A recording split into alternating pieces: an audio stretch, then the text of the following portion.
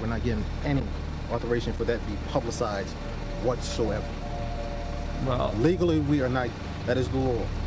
You have to ask permission. Well, I'm not on your property. I'm on the public road here. I know the FBI and Homeland Security are monitoring groups like Al-Fuqra very closely, but it's amazing to me that this story just hasn't gotten out, and the media hasn't even begun to uncover what's being taught in these compounds and where Muslims like this get their ideas. And the only way we're going to win this war is to begin to uncover groups like Al-Fuqra.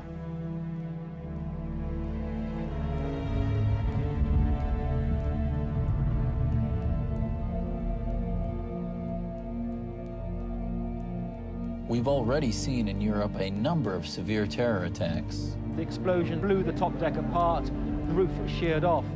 And many other attacks have been thwarted by their authorities. You're looking at an attempted suicide bomb attack, not in Iraq, but Glasgow Airport. What we're seeing in Europe are both the cultural and violent jihad strategies at play, which is why many believe Europe is on the verge of a breakdown.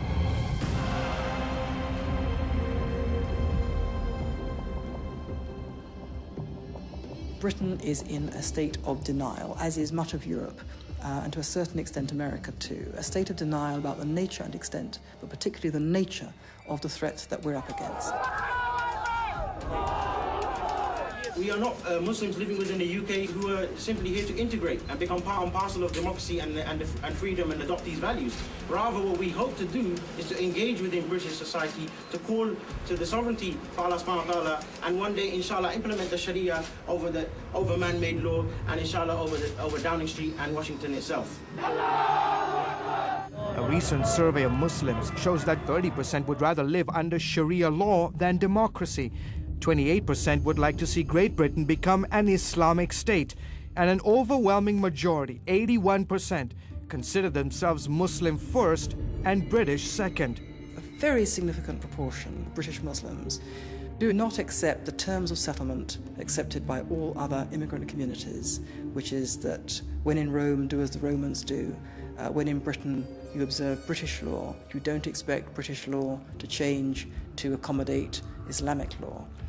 On the contrary, they do expect British law to change to accommodate Sharia law, and that is the big difference. Rather than the Muslims adopting British values, why you not adopt our values? Why you believe that the British values are superior over the Islamic values? This creeping Sharia is the biggest threat to Western freedom.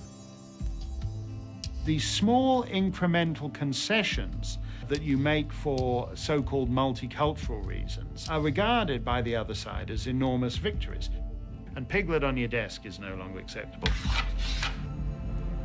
And the Burger King ice cream swirl is no longer acceptable. And the shirt that the Milan Football Club wears when it plays games is no longer acceptable. I think those kind of concessions, the concessions made in the Danish cartoon case, they all go the same way. A non-Muslim exercises his right of freedom of expression. He does something that would be regarded as perfectly normal. And the Muslims object.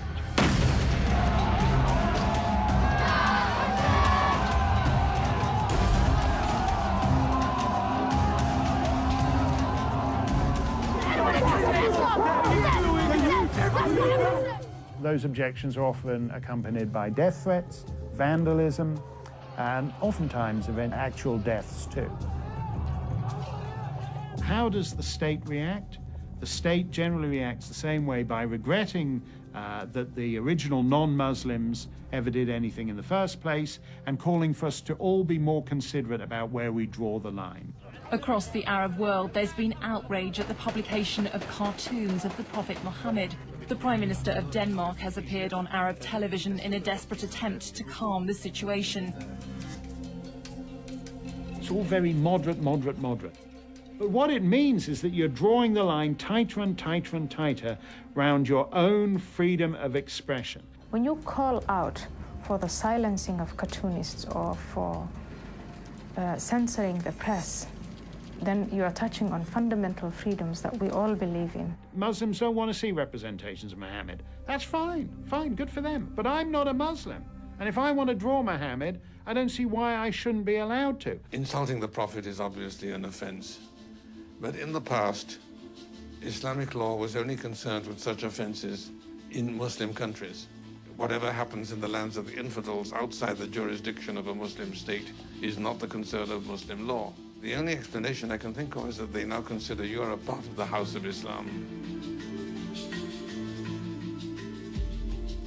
All these incremental things are actually the real battleground and where we'll lose this thing.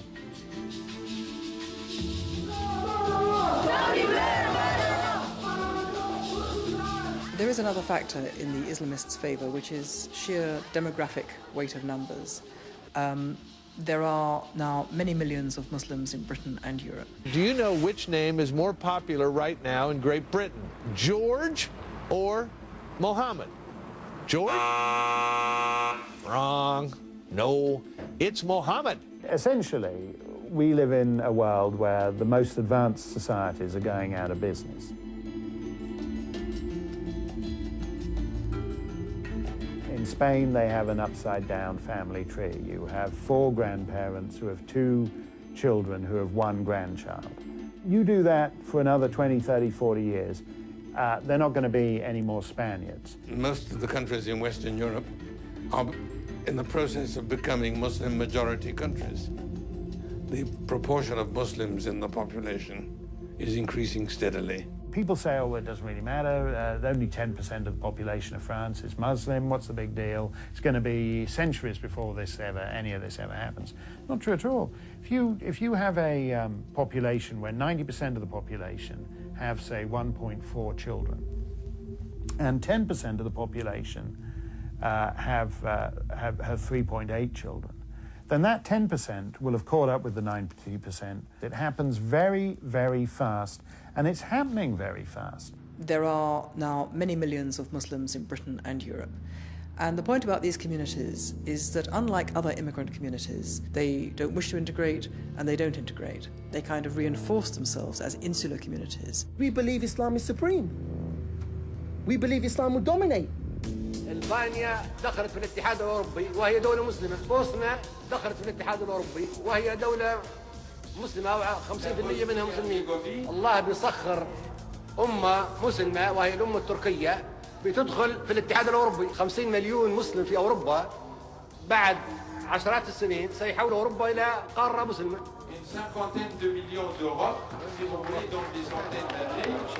They do see the fertility rate as a key element of conquest, as they put it. فتح روما في إيطاليا يعني وأوروبا معنى هذا إنه الإسلام سيعود إلى أوروبا مرة أخرى. هل من ضرورة الفتح أن يكون بالحرب؟ لا، ليس من الضرورة. هناك فتح سلمي. This is a form of subtle threat that you cannot ignore. It grows gradually, and the moment you recognize its existence, it's like cancer. The moment you recognize its symptoms, it's usually too late. Europe, I think, is already a lost cause. And as time goes on, America will be endangered.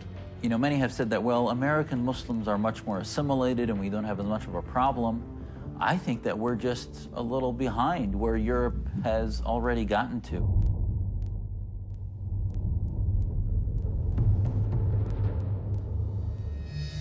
فإلى أمريكا صنعوا توابيتكم واحفروا قبوركم فالموت قادم لكم بإذن الله. فجروهم فجروهم حيث كانوا وانحروهم. One shouldn't discount the possibility of absolutely horrible, destructive terrorism. This has always been the nightmare scenario. Most people thought the risk of a massive explosion caused by a nuclear device went away with the Cold War. But according to the head of MI5 today, it remains a possibility. The risk is that a group like